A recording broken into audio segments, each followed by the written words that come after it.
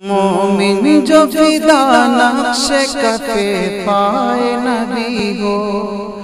ہو زہر قدم آج بھی عالم کا خزینہ، گر سنت نبوی کی کرے پیروی امت، طوفان سے نکل جائے گا پھر اس کا سفینہ، طوفان سے نکل جائے گا پھر اس کا سفینہ۔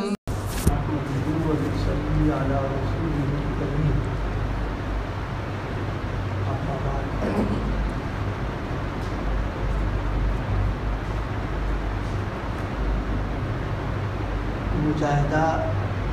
دو قسم کا ہے، ایک مجاہدہ ہے عبادت کے لیے اور ایک مجاہدہ ہے خدمت کے لیے۔ مجاہدہ عبادت کے لیے ایک آدمی نوافل کا اہتمام کر رہا ہے،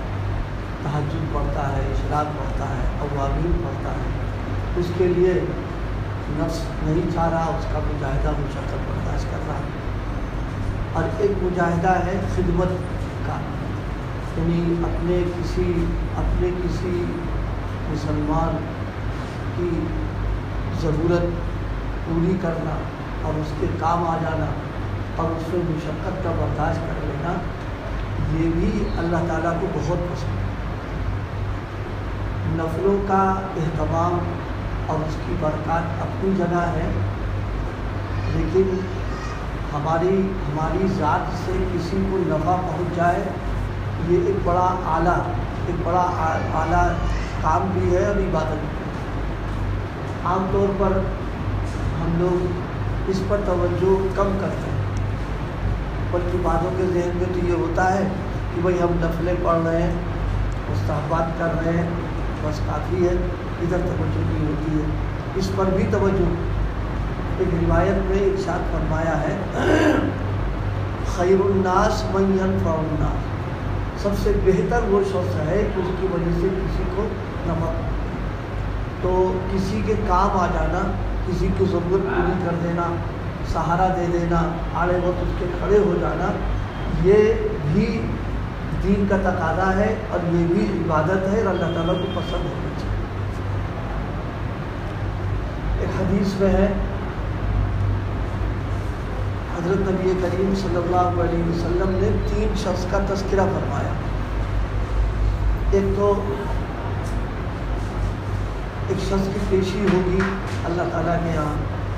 تو اللہ تعالیٰ فرمائیں گے کہ وہ ترتیب تو میرے پوری ذہن میں ساگر نہیں، لیکن 3 لوگوں کا تذکرہ ہے کہ اللہ تعالیٰ فرمائیں گے کہ میں بھوکا تھا اور تم نے مجھ کو نہیں کھلایا۔ ان کہے گے اللہ ساری دنیا میں تو آپ کھلاتے ہیں، آپ نہیں مل رہا ہوگا۔ تو ہم تعالیٰ فرمائیں گے کہ دیکھو میرا فلاں بندہ جو اس کے پاس کھانے کا انتظام نہیں تھا، وہ بھوکا تھا، اب وہ تمہارے پاس آیا اور تم نے اس پر توجہ نہیں دی۔ اگر تم اس پر توجہ کرتے اور اس کو کھلا دیتے تو تم مجھ کو پاتے، یعنی میری رضا اور خوشی بھی تم کو مل۔ ایک شخص سے فرمائیں گے میں بیمار تھا اور تم نے میری تو توجہ نہیں کی،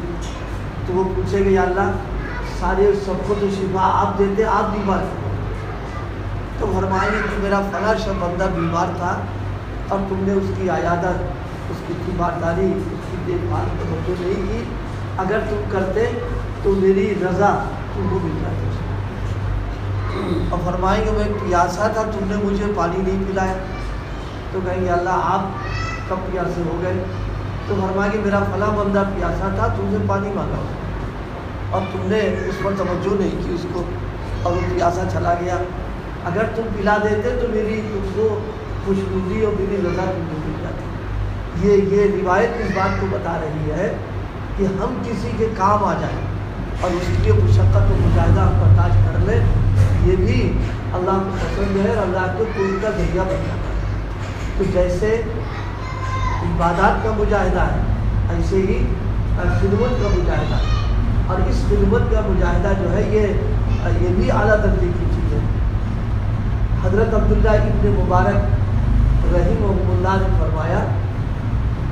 ان کے سامنے ایک بزرگ کا تذکرہ ہوا، حضرت یوسف عبادت کی کثرت کرتے تھے، تذکرہ ہوا۔ آپ نے فرمایا تم نے ایسے لوگوں کا نام لیا کہ ان کے نام کی برکت سے شفا حاصل ہوتی،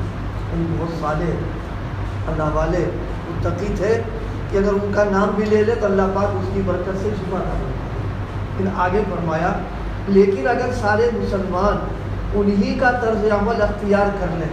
یعنی نفلوں وغیرہ میں لگے رہے عبادت میں، لیکن خدمت والا مجاہدہ نہ کرے، تو فرمایا کہ پھر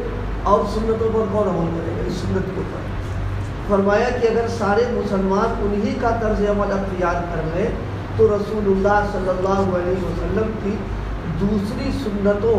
مریضوں کی عیادت، جنازے کی نماز اور اسی قسم کی دوسری طاعت کو کون ادا کرے؟ مطلب یہ کہ جیسے نوافل کا مستحبات کا اہتمام ہے، اس طرف بھی توجہ دینا۔ بلکہ ایک حدیث میں اور فرمایا آپ نے ہے ارحموا من فی الارض یرحمکم من فی السماء، فرمایا کہ تم زمین والوں پر رحم کرو، آسمان والا تمہارے اوپر رحم کرے گا۔ یعنی جو لوگ کمزور ہیں، پریشان حال ہیں،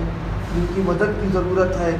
اور جن کو ساتھ کچھ ہم کر سکتے ہیں، فرمایا ان کے ساتھ اگر تم جو کرو گے تو پھر ہم آسمان والے تم پر رحم کا معاملہ کریں گے۔ اس لیے بھائی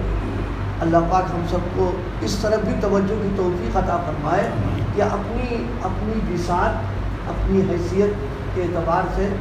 جو خدمت ہم کر سکتے ہیں اس انداز کی خدمت کرنا، اور عبادت سمجھ کر کسی کی خدمت اس نیت سے نہیں کرنا چاہیے کہ کیا کہتے ہیں کہ ہم اس کا ہم کو معاوضہ ملے یا یہ ہمارے ساتھ کرے گا۔ یہ گھٹیا درجے کی چیز ہے۔ اعلیٰ درجے کی چیز ہے کہ اللہ کے لیے کام کرے، اللہ پاک کے لیے کسی کی ہم نسبت کر دیں، مدد کر دیں، تعاون کر دیں، تو یہ ہمارے لیے